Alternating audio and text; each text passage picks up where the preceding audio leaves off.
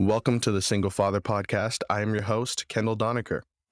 This podcast is dedicated for anyone out there who's dealing with mental health and fatherhood. You'll hear about my struggles, my defeats, my victories, my highs, my lows, my triumphs, my tribulations, and everything in between. I like to call this a collection of journal entries into my struggle and adapting to single fatherhood. Without further ado, let's take a look inside my journal, the Single Father Podcast. Hello, ladies and gentlemen, and otherwise. It's the Single Father here, Father DZ.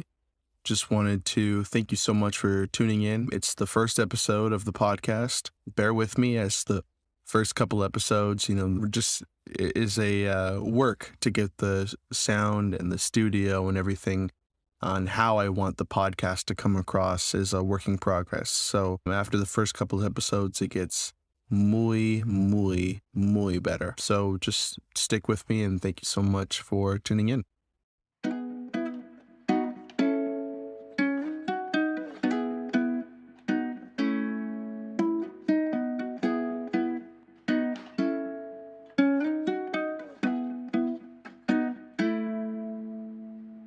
You're listening to The Single Father with Kendall Donaker. Guys, this show is something that I created that was originally for an app, and, the app is still in development. But as a little bonus, I wanted to do a podcast to discuss, mental health, anxiety, depression, and really have more so of a cathartic experience for myself and other people, and, talk to some friends of mine, some psychologists, psychiatrists, and really get an insight into what mental health means and, just kind of, I guess, break the stigma that a lot of us kind of feel towards mental health and, get another resource that we can have, maybe that can help us through some tough times. I really think podcasts like this and other ones as well, there's a great one that I listen to called Inside of You with Michael Rosenbaum. But, things like this can really, I think, help when you're going through a tough time. I was listening to someone mention a show called BoJack Horseman. And I mentioned it in the podcast too, but that show is a cartoon, but it's something that really speaks to me and, makes me emotional because I think it really pulls on my heartstrings and just how relatable it is. And I think that's why I wanted to start this podcast, is to kind of be relatable to people. And, anyone who's going through something right now, it's okay. We're all going through something of our own nature, and you're not alone. And, I wish someone told me that when I was younger, but if you're listening, you're being told right now. And I hope it means something to you. Throughout this podcast, again, I'll be talking to a lot of different people. And in today's podcast, I talked to one of my good friends, Vee.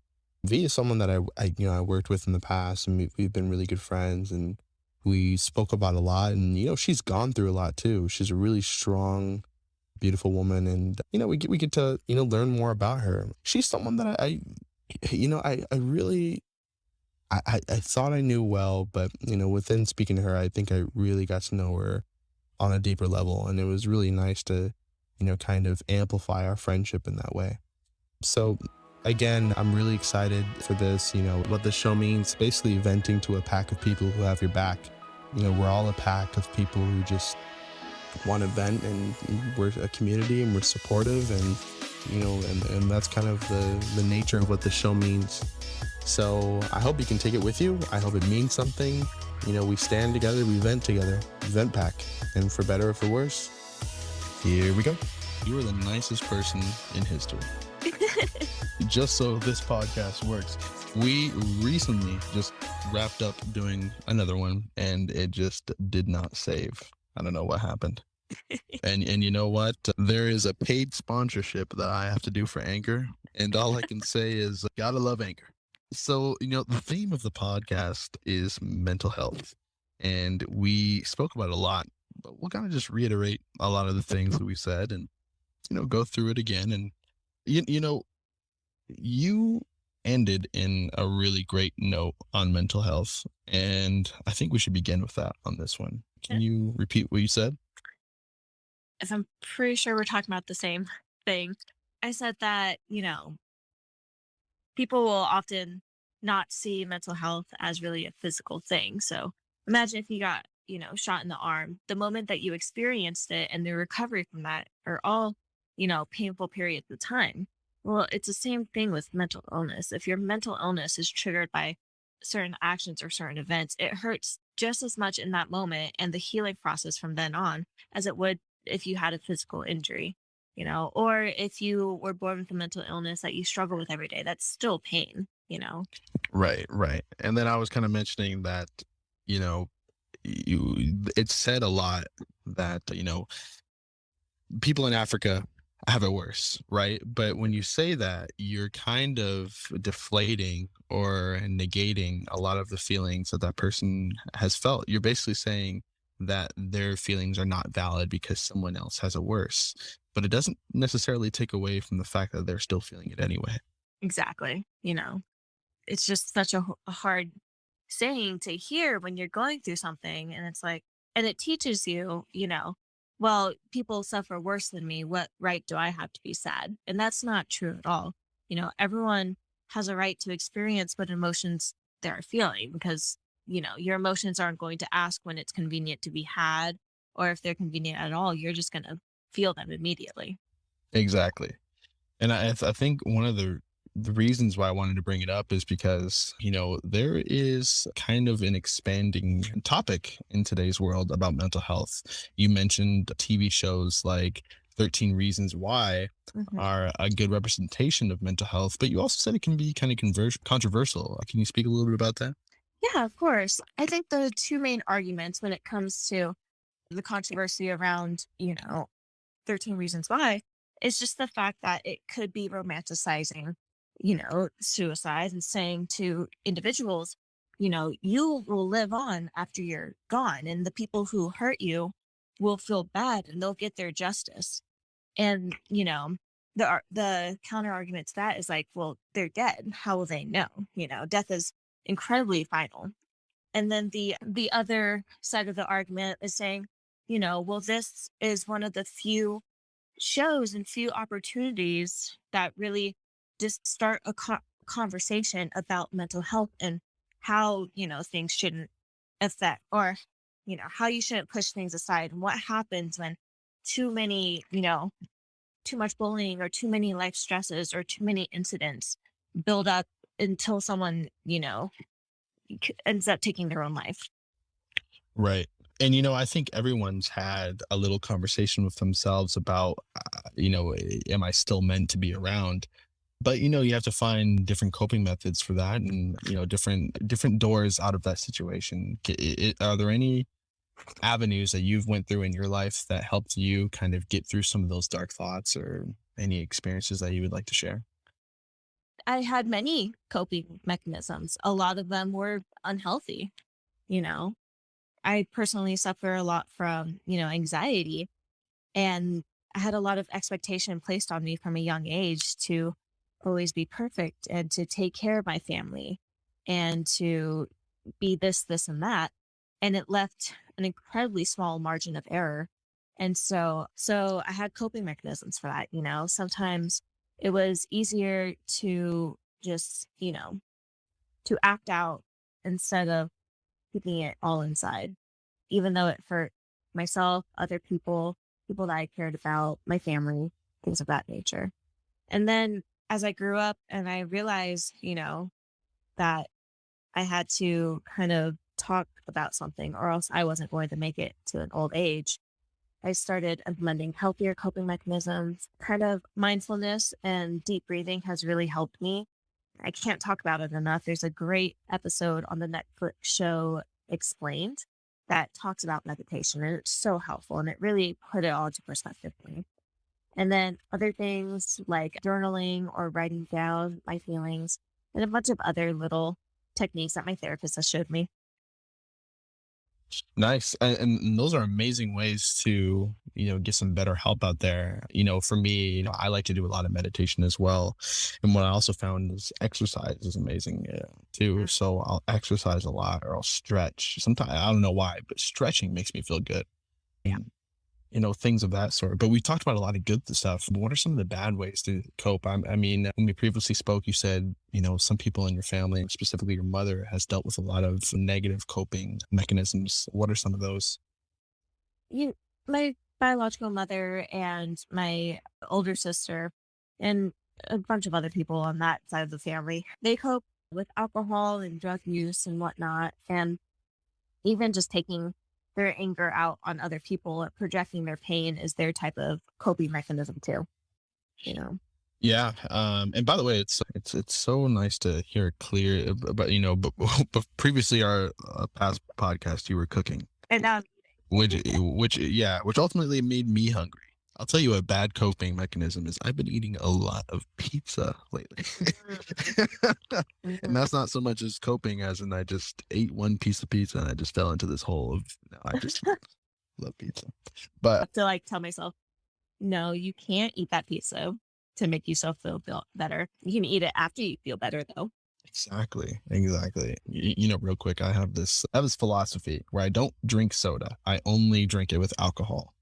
And that has been my philosophy for the last couple of years. The other day, I'll just I'll just say it. I got really, really high, and I will say that I don't smoke to feel. I don't smoke as like I'm depressed and I need to smoke. I smoke sometimes like before bed, and I don't do it as often. Just sometimes maybe if I get a little too anxious, I'll just like to relax. I'm hugely big on like an indica. Exactly. So, anyways, I smoked a little too much. Got really high, went into my fridge, could No. not find a single thing to drink. And you ever get so like dry mouth to the point where like you're talking like Yeah. that the entire time? Yeah. So that's what it was like. And in fact, I had my dad come down. He's like, "Hey, you good on?" I'm great.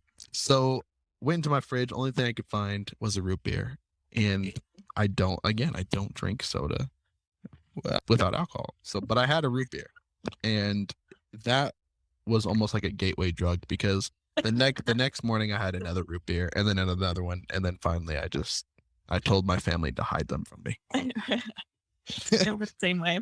Yes, and now The mun the munchies usually hit me super hard.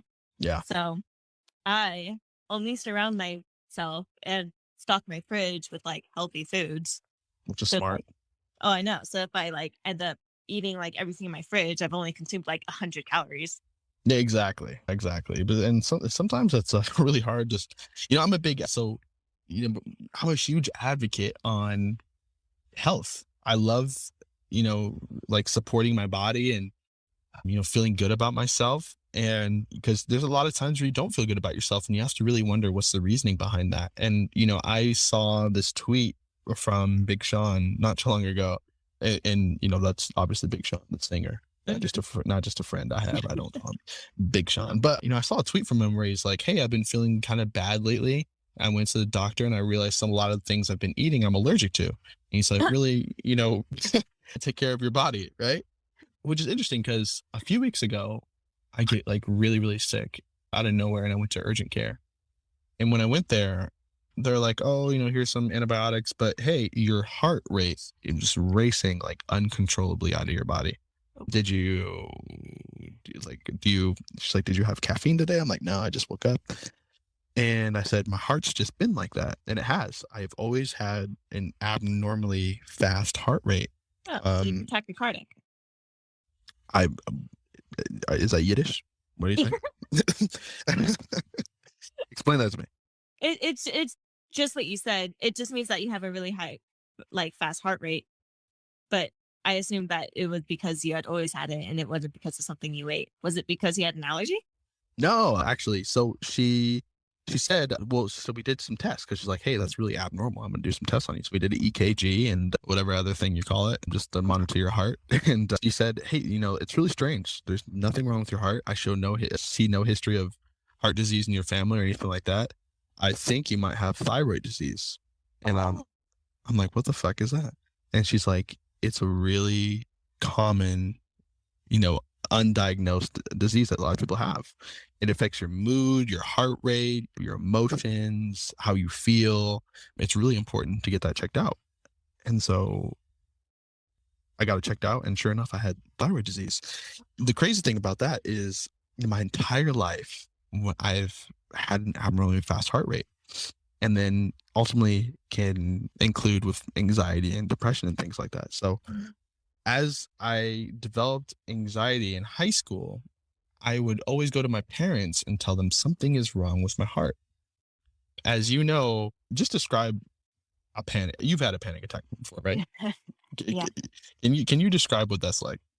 I have so many anxiety attacks, but the one panic attack I had was probably the most terrified I've ever been in my whole entire life. Hmm. It felt that like the world, like it's weird because it's almost hallucinogenic in the way that like your vision gets so, like tunneled, and it's like everything is so loud and everything just seems like it's like crashing and your heart is beating fast and you think to yourself, you're like, oh, I'm dying. Like that's the only explanation for this is I feel like I'm dying. Exactly.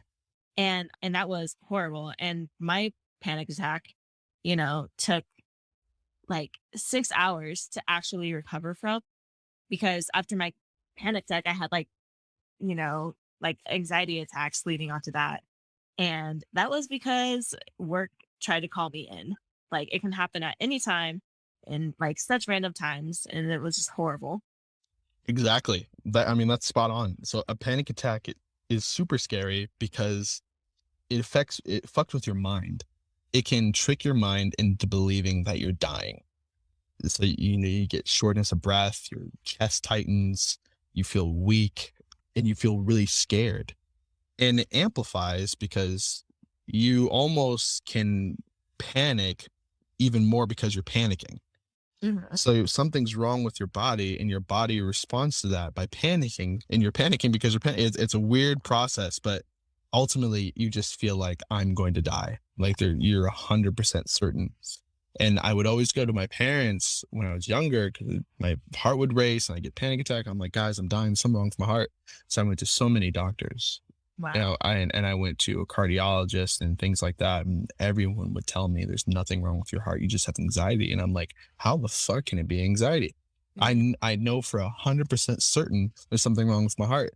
To the point where my parents started to look at me like I was crazy, and not that, but they're just like, hey, nothing's wrong with your heart. And I would look at them like they're crazy. Like I would almost want to cry. I'm like, guys, I know my body. I'm so confident that something is wrong.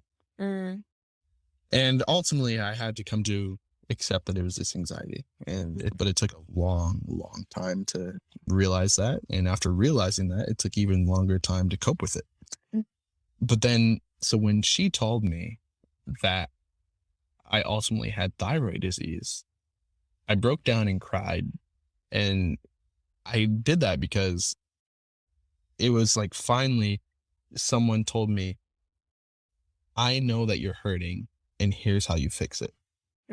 And I've never had someone tell me that before because everyone just assumed, hey, you're crazy. Like, there's nothing wrong with you. Yeah. And then finally, someone told me, this is what's wrong, and here's how you fix it. And so I got on medication, and my mood started becoming better. I feel better. My heart feels like at a normal pace. Right. And it's kind of strange because when you go through something like this your entire life where your heart's just abnormally high all the time, Mm. it's almost a surreal feeling to just feel completely calm. Like That's my heart, crazy. it's I couldn't even describe it. It's the most surreal feeling. Like the first time in years, I feel so calm, and it's a great feeling because I feel happier and better or anything. So it's a crazy, and a lot of people are undiagnosed with that. So it's crazy. I didn't even know. I had Uh, no clue. I had a friend in high school who kind of figured out during our friendship that that she had something wrong with her thyroid. And I think I'm not saying that that's what caused our friendship to end, but she had gone through a period of time where she was all over the place, and then it caused a few fights, and then we ended up just having a falling out, you know. exactly. Yeah. And it's sad too because I started analyzing a lot of situations in my life and realizing maybe this happened because I wasn't, I guess you could say, emotionally stable Mhm. for many, many years. Because something's wrong with your thyroid. it's unfortunate that you and your friend had to go through that, but in reality, you can have mood swings. You can have, and it really fucks with you. So, Yeah, totally. and you don't even know. You can say, "Man, this person's fucking crazy," but really, maybe something's wrong. Right.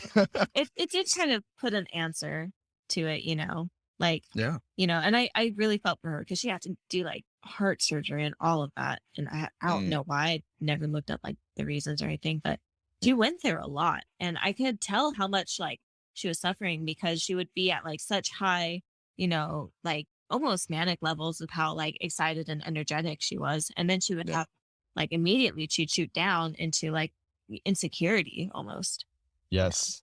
Unfortunately, a huge side effect to thyroid disease is you can feel really insecure about yourself. Mm, And it's one thing to, call it that, but there's another thing as well is, I've also had a hard childhood myself, and, when you're talking about different coping methods on how to deal with certain things, I think that one of the things that I was scared of that we touched upon previously is that I was scared that I wouldn't be able to cope in the way that I wanted to, and I would end up in the same situation as my parents did. Because as I said, my parents got in a really really rough divorce. They didn't. I'm just I love both my parents, and I talk and see my dad every day, and I'm not knocking anyone because I know how it is, but they really didn't make it so great and understanding in the household. It was one of those divorces that we're both angry and we're taking it out on each other, and it will affect you guys. But at the moment, they didn't care. right. There's so many situations that I remember. I mean, I remember one time I'm at my friend's house and both of my parents are outside, and I forget what they were there for, but my dad literally got on one knee and begged my mom to come back to him in front of my friend's house, in front of all my friends. I'm watching this and just mortified, and I was confused and I didn't understand what was going on, and no one really explained that to me, and it was really rough. And one of the things that I was so scared of when I had my daughter was I was scared of going through the same thing because I felt like I was truly traumatized. And I felt like within that fear, there's, as I said, I have my own thoughts of what happened between my child's mother and me. But within that fear, I feel like sometimes you can form your fears into reality. Definitely. Yeah. And so, and ultimately, me and my child's mother, we ended up splitting up. I told you a really eerie thing that happened is I ended up picking the same lawyer that my mom did when she was going through court battles with my dad back in the day, which was strange. And it just didn't end up being a good situation, and still is pretty rough. And you can kind of pick up certain things from your parents. And I think one of the things that we talk about that's really important to me in my growth is, hey, you know, I want you to understand me because I had a rough childhood, but you also don't want to blame everything on that because you're also responsible for yourself. Yes, definitely. And so, at what point in your life did you have to take responsibility and say, "Hey, I can't be like my mom. I gotta be something different." It was definitely when I started to date romantically. Hmm. So I would have a lot of friendships where these bad habits I had learned from my mom. She has borderline personality disorder, and she's always been pretty depressed most of her life, and she's an alcoholic, so she has all of these things, Hmm. and then being raised by her was confusing because, I've never been diagnosed with borderline or anything like that. So I was kind of this atypical kid looking at this woman having all of these, weird behaviors and weird habits. And I kind of just thought to myself, that must be normal. That's just how, things happen and Right. stuff like that. But when I started to date romantically, I would see kind of patterns that I had learned from her behavior, like testing relationships, she, Ah, she would, yeah. yeah, she would always like test her relationships to make sure that the person would always fight to be with her, and she had always roped them into this codependent relationship. But she needed that validation every time she instigated a fight that, like, oh, I came out right, it was my feelings, my way happened, and all of these things. And I hate to say it, but I had started to see those qualities to a lesser extent exhibited in my own relationship. And it very much caused lots of struggles and lots of fights to the point where I kind of had to realize, like, I always thought I was the issue, but I kind of had to be like, I can't just accept that I'm the issue. I have to fix it now. Right, right. Which is it's something a lot of people do, and it's not right, but you want to feel validated. But a lot of people can cause a fight just for the very intention of feeling validated, meaning I'm causing this fight because I want to see how much that you will fight for me. Exactly. And it's a wrong way of going about things, but and I think it just is a testament on how well we care about ourselves. And you mentioned this to me, but if you could reiterate, what is a healthy relationship to you when you had to go back and not only accept that you were the problem but also try to fix it as well? How do you correlate those two in a relationship? Like, what does that look like for you? Right now, at least, it's looking like I have to communicate. It's really important for me to stop saying, fine, nothing's wrong. I'm okay. Right, It right. like it doesn't even matter. I can't use these things as defenses to hide what I'm really feeling so that he'll dig deeper and validate that, you know, like he'll fight for me to talk. I Exactly. can't do that anymore. And so instead, if I catch myself even forming the worst, I'm fine or nothing's wrong, I stop myself. I take a second. I think about, well, what actually is wrong? Am I angry that he didn't say goodbye? Am I angry that this, and this little reasons? And then it forces me to say, like, okay, well, I am actually a little bit upset you ate my leftovers type of deal. Um, Right. you know, Yeah. stuff like Simple as that. that. And also sometimes too, a while ago, I can't remember exactly what. Actually, I do. I was upset with my friend, and it was strange that I was upset, but I really was. My A buddy of mine had this crazy relationship with his mom. Spoke to his mom every single day. Hmm. Spoke to his mom every second, and he would off it like it got to the point where almost his relationship with his mom got in the way of his relationships with other people, Mhm. specifically women. Mm. And so, I'm on the phone with my uncle one day, and I'm like, I tell him about the situation. I'm like, man, it just really irks me. Me and him got in an argument about it. And my uncle straight up asked me, he's like, maybe you should ask yourself why his situation bothers you so much. Mhm. And I was like, wow, I don't know. I really had to ask myself that because in hindsight, who gives a fuck? Well, but I think it really bothered me because, and I didn't understand this, is I have a really rough relationship and a bad relationship with my mother. Mm. And I think seeing someone else having a really great relationship subliminally hurt me Yeah. and it irritated me.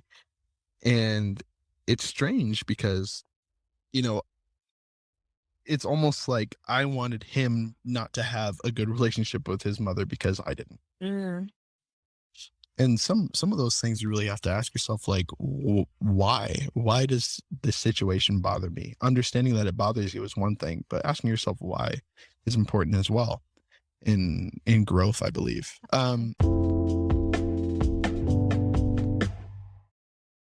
If you haven't heard about Anchor by Spotify, it's the easiest way to make a podcast with everything you need in one place. Let me explain. Anchor has the tools to allow you to record and edit your podcast right from your phone or computer. When hosting on Anchor, you can distribute your podcast on listening platforms like Spotify, Apple Podcasts, and more. It's everything you need in one place. And best of all, Anchor is totally free. Download the Anchor app or go to anchor.fm to get started. And I touched a little bit about my relationship with my mother, and how it's been 8 years since I've spoken to her or my siblings, and you can kind of understand patterns in the life, like with my mother. Not going into so much detail, but My mother got mad at my biological father, and then she banned him from seeing me. And then my mother got mad at my dad. They got a divorce, and she banned him from seeing my siblings. She did the same to me, and to other people in her life. And it's really hard. And I've understood those patterns as to be she has a struggle with mental health. Looking at your situation with your mom, I know you guys don't speak, but would you say that it has a mental health issue? And would you also say maybe that had an influence on anyone else in your life? Yes, I mean, because of her, because of her mental health, some of it, was inherited, but a lot of it was learned behaviors, and it actually spread to like all of her children. Right. And subsequently, just based off the, environment we lived in, none of us talked to her, and we each went on these different paths that have nothing to do with each other, essentially. Right. Mm. And No, go ahead. oh, and just, one sister turned to, lots of drug use. And, my older sister has bipolar disorder and she has borderline schizophrenia. And she struggles so much because of that. My younger sister, she grew up kind of with a binge eating disorder, and she has like a myriad of like anxiety and depression, but most prominently PTSD because of how we grew up. And she was kind of the one that was most targeted in the abuse of it all. And then Right. and then for me, I've always struggled with anxiety and depression and just kind of not being able to, handle stressful situations well, and then just eating disorders and all of these different things. And it's just interesting how like if you think you have, a mental illness, that doesn't mean it's the end of the world for you, but it is within your responsibility to maybe, seek out some type of counseling or therapy, or, seek out how to get medicated for it if you know that you have this mental illness. Because sometimes, if you don't get medicated and you develop these bad habits, it hurts the people you're supposed to love. Absolutely. Absolutely. And, counseling, you spoke about this, you go through counseling, and, so do I. And there's no shame in that. I think that's also a growth, aspect of your life as well. We spoke about, and you agreed that when I was in college, I was a big asshole. Oh yeah. Yeah, I was a dick. I went through a lot, and I just kind of reflected that on everyone else in my life. And I ended up being a real dick. And so much so where it's almost my name became infamous with just bad behavior. Mm. And then there was a point in my life where I said, I lost so many friends, and I've always had the assumption of, fuck them, it's not me. And then when you're down to your last bit of friends, and it, your circle kind of just feels tighter and tighter, and you start to look at yourself and say, well, maybe it's me. Maybe I'm the one that has the problem. Yeah. I've been angry and an asshole for so long, maybe there's something wrong with me. And understanding that, I had to make a big change in my life. And within that change, I wanted people to see, hey, maybe, just understand me. I had like a little bit of a mental health issue. I was traumatized as a kid. But it also, I also had to take the responsibility as, I'd always get mad at people. Like, I would go to someone and say, hey, you want to hang out? And they're like, hey, you were an asshole. I'm like, hey, that was fucking 4 years ago. Right. Like, well, I still remember it. So it takes time to, but, I kind of put my desire on, hey, getting everyone else to understand me but really trying to understand myself. And that goes with taking counseling and, yoga classes, and really doing a deep dive into maybe spending some time alone with myself and understanding. Do you have similar experiences or? Oh yeah. I mean, I had a lot of friendships fall apart. And, after the first one, that may fall apart, but it's just one of these habits that people form into where they say, well, that hurt me, so I'm never going to let something like that hurt me again. What? And then you start to value friendships a little bit less and less until you just reason with yourself, well, who cares about that relationship? I wasn't really even committed to it anyway. and I'm alone always. So of course it would fail. It starts to become like an expectation of any type of relationship you have. Oh, that's interesting you say that. It's crazy. Go ahead. Thank you. And it's just, and there's certain points where I had to come to terms and be like, I need to start, you know, valuing my relationships more with people. And then on some levels, I reached out to people who I had kind of dismissed and said, hey, I'm sorry, I was going through a lot at that time. I hope you have a great life. And they would say, like, thank you for apologizing. I hope you have a great life too. And we would leave it at that, you know. Then there were Yeah. some friendships where we were able to rekindle something. And more importantly, I now take active interest and fight for my friendships that I have. Mm, You know, mm. That's deep. thanks. And I relate full heartedly too. I think a lot of the relationships I had specifically with women in my life, I think because I was hurt so much by my mom growing up, I say kind of like what you said, hey, that hurt. I don't want to feel that again. And then relationships become a little bit less important to you, Hmm. which is a damaging way to move forward in your life. But that's the way it was. And like I said, I won't say anything bad about my child's mother, but there we sure did go through it together. And I feel like part of the reason it ended badly is maybe I didn't validate that relationship as much, and because I was hurt previously, and that wasn't necessarily her fault. Hmm. I think that was more of a reflection upon myself. And then it's a really hard task to try to and as I grow too, you start to analyze a lot of the relationships in your life and think about what's important. And some people, for my own growth, I had to temporarily take a break from, and some people I had to let go for good. Hmm. And I think it's about your support system around you too. I think a lot of mental health and anxiety issues can be related to your environment. Oh, yeah. I mean, it's interesting because what you learn in an environment that's harming you is adaptive. So if you're being, yelled at and you hide in your room, that's adaptive because you're trying to be safe, you know. But when you are out in the real world, if you have been able to remove yourself from the situation and you have someone giving you maybe constructive criticism or they're, upset with something you did, it's no longer adaptive to hide anymore. What's more adaptive in that situation is communication.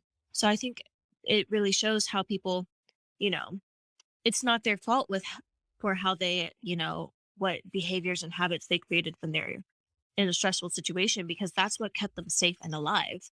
What's wrong now is that they're putting those same habits into a situation where it doesn't, you know, apply. Exactly. Exactly. And, a testament to that is, hey, what makes me feel safe in a relationship is distance. I don't want to get too close to you because if I get that close, I don't feel safe anymore. I'm in a vulnerable place. And that's not necessarily a healthy place to be in. I think maybe communication and expressing those fears is also very helpful. And, either they understand and you work through it or they don't. But, again, communication is a great way to move forward. You know, when talking about mental health, what do you think some of the stigmas are out there? What are the things that you think are incorrect or correct or need to be fixed or need to be left alone? I have so many thoughts on this. Oh my goodness. I have, a lot of experience in my life and in my studies about mental illness in the prison system. Mm, First and foremost, I think what a lot of people hear mental illness, they don't think about anxiety or depression. They immediately go over to like, severe schizophrenia or kind of these other illnesses that are scary to see. And, you walk on the street and you see someone pacing and talking to themselves. Your base reaction is, I don't really feel like that's safe. So that person must be crazy. And that's the stigma is that mental illness is associated with being crazy, quote unquote. right. And, and just as a public health student, kind of just saying, we would rather instead of medically treat and maybe even hospitalize or pay attention to these people with, schizophrenia that are on the streets, because I think it's up to like 80 to 90% of the people who are homeless have a mental illness. Right. So instead of trying to rehabilitate them, we kind of just often send them to jail. Mm, And, and the whole cycle with that is that you send these people to jail. They're now medicated for whatever mental illness they have. like bipolar, schizophrenia, or any of these things, and they Hmm. get genuinely better, like mentally. They get out, they can't afford or don't have insurance for the medications that help their disorder, and then they got sent back to jail, and it's just this awful cycle. Right. Mm. I mean, speaking of that, I recently came across this study about, I can't remember where it was, but it was out of country. They have a jail system where the people who are in prison, whether it be murderous to a weed charge, they send, when they're in prison, it's almost like a college dorm. It's not, I wouldn't say luxury, but it's not a 2 by 2 cell. It's a dormitory where they have a fridge, a TV, a couch, Right. and they're treated like people. That sounds And great. I thought it was so interesting because you can look at it one way and say, well, that's super fucked up that you're giving kindness and this and a lack of a better word, special treatment to these murderers or rapists or whatever have you. But you can kind of look at it the other side, which was their side, and say, if I treat them like human beings and they're in a place where they can't go out, they can't escape, right? They can't go to McDonald's, but I treat them like human beings. I talk to them and they're in a place where they can get the help and counseling that they need. Then, they have I'd say 9 times out of 10, the people in there who are released don't have repeated crimes. So they're not repeat offenders. And I thought it was such an interesting theory because, maybe instead of, because jail is an awful place, prison's an awful place. Mhm. So maybe instead of putting someone in the most vulgar and nastiest places on earth, Mhm. maybe treat them like a person and try to talk to them and understand them and ultimately try to change them. Mhm. And I think, that's a very controversial thing, but I think maybe that might be a better way to go. I I don't know. think so. Yeah. So it's an interesting point of view. And I think so much of my life, I have had the desire to be understood. I'm an asshole because of this, or I was, or I only act this way because of this. I just want people to understand me. And I think a lot of people feel that way as well who have mental health issues. I just want someone to understand that I'm real, I'm validated, I do have anxiety or I do have depression. And instead of dismissing it as something that doesn't exist, maybe try to talk to me and treat me as a person instead of maybe I'm going crazy or I am crazy. Yeah. I think one of the most tragic thing about mental illness is it's this like this constant thing that really doesn't leave you. And on top of that, it makes you feel so isolated from other people. Right. Yeah. Exactly.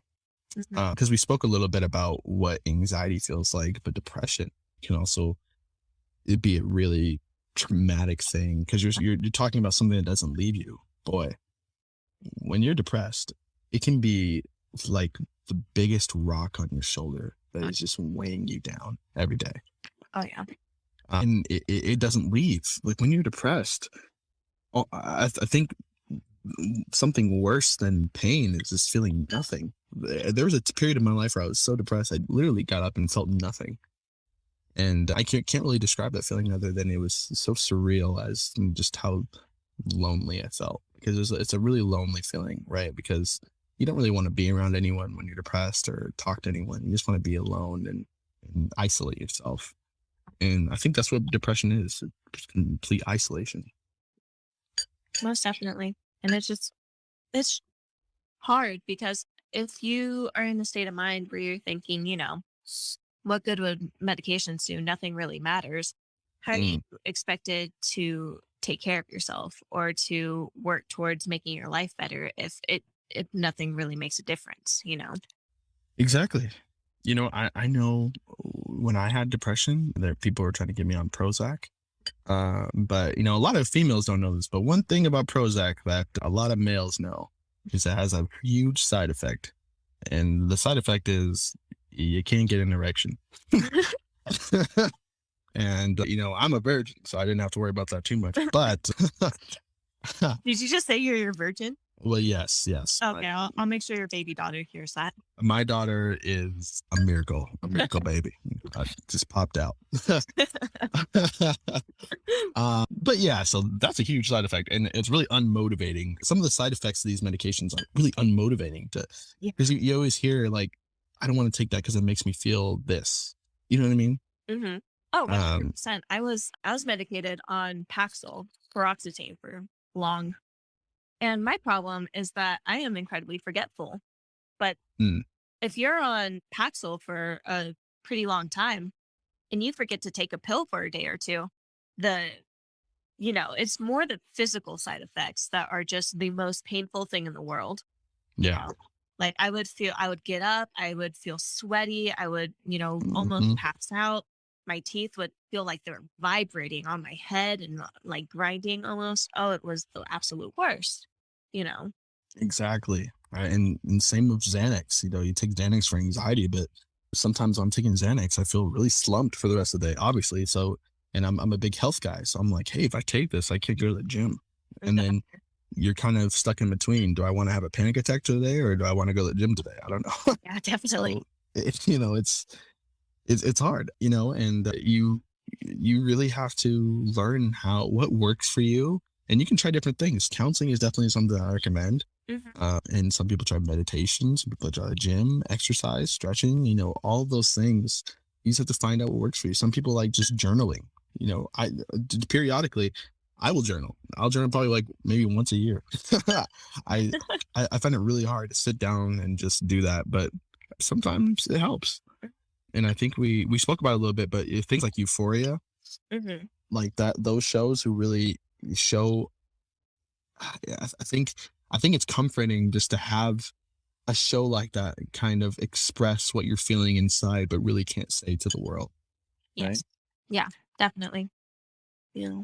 And in regards to that, I just want to say, and I told you before, that I think you are an amazing woman because you've been able to go through a lot and really stand tall and stay true to your beliefs. I know that you put God first, which is amazing. One of the things that really helps me become a better person is searching for God and finding his guidance. And I remember quite the shock when I got baptized because I always assumed you get baptized and suddenly you're a better person. Mhm. And little did I know, it's not a light switch, it's a journey. What's that journey been like for you and your relationship with God and striving to become a better person yourself? It's been a rocky road, I know that my faith is always something I can rely on, but for, a good portion of my life, I was incredibly angry, you know? It never came, became to the point where I completely turned my back on the religion, but there was a time where I gave, you know, my, my personal deity like the silent treatment, Hmm. and it was just hard. I was, I went through a type of assault my freshman year. And it was kind of the last straw at that point. I was like, of everything that could have happened and everything I've already been through, why would you throw this on top of it? Mm.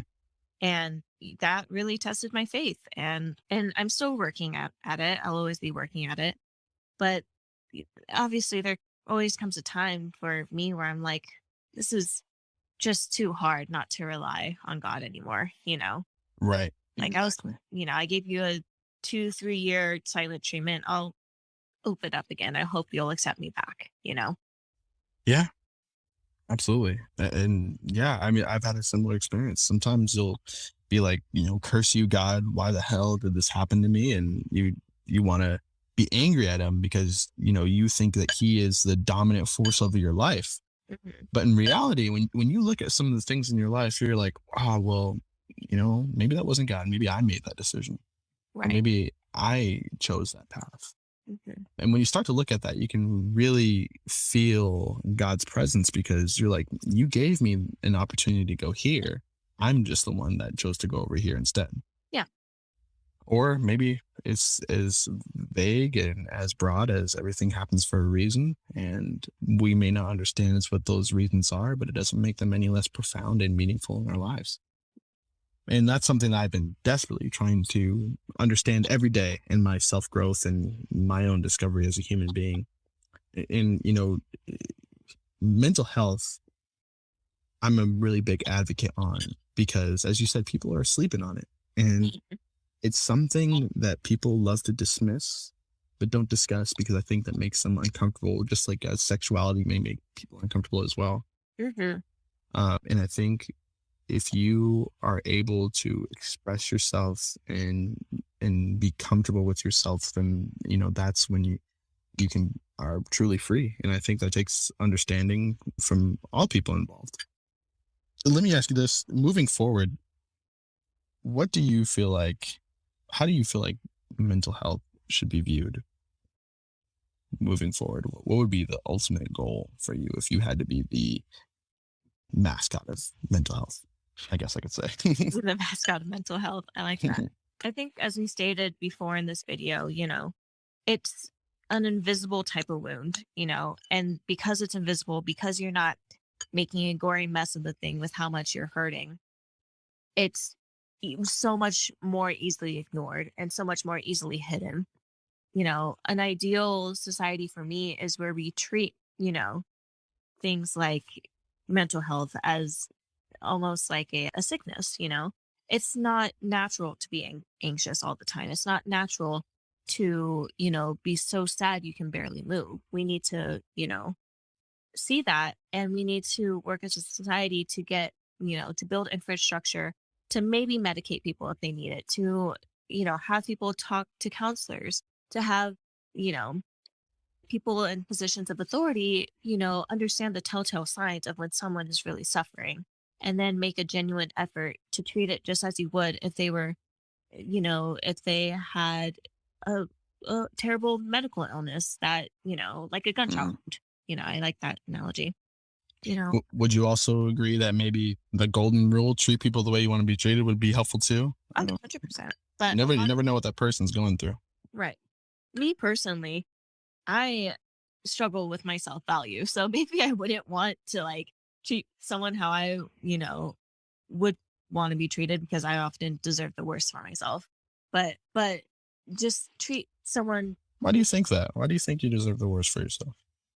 just learned behavior of how I was raised. And a lot of people that are in these, verbally abusive relationships in their family or with their spouse or loved one, they'll be told, you don't deserve this. You're not, worthy enough to live a happy life. And it starts to, evolve in your own mind, where you start making your own conclusions, where you're like, okay, well, if I don't deserve, this, then obviously I wouldn't deserve that. And it will just escalate. It's interesting. It wasn't too long ago where I felt that I just constantly told myself I'm a shitty person. And because I felt like that's all I deserved. And, just based on all my actions that I've reflected on, as it was almost like a light switch in my head. When I started to really discover myself and the choices I made, when the light switch turned on, it was like, whoa, you've made some horrible decisions. I felt really shitty.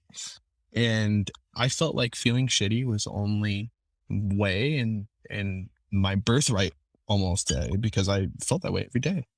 And, and my outlet would be comedy. I try to make people laugh and things like that. But I think, as we know from people like Robin Williams, people who express themselves in comedy also deal with a lot of bit of pain as well.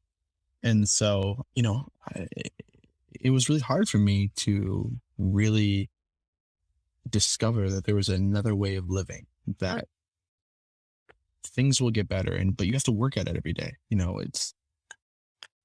But they will get better. Oh yeah, I think so too. Yeah. Well, I loved having you on this podcast, and thank you for testing things out with me, which again is the name of my podcast, just in case you didn't know. You're great. You're the only person that I know that I could spend an hour talking about the exact same thing we just spoke about, but have a completely different conversation. I noticed that too. Yeah. So you're amazing. Tell people where they can find you all on Insta. You find me at underscore VEE_99. Okay. Now tell people what bars they can find you at in Reno so they can come stalk you. No, I'm just kidding. Yeah, I Um, don't like to drink. so yeah, V, thank you so much. I'll shoot you a text here pretty soon, but thank you. Thank you so much for testing things out with me. Of course. Don't lose the video now. I will, I pray to God. All right. Bye-bye. All right, bye.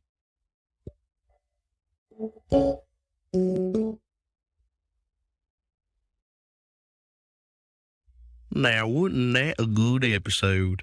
I really appreciated V being on that show with me. It takes a lot to kind of be that vulnerable and to speak about things that maybe you wouldn't really speak about with other people. Maybe she wouldn't really speak about it with me if we weren't, doing a podcast. She would. We're good friends. We talk about stuff. We share secrets. Us gals, we talk.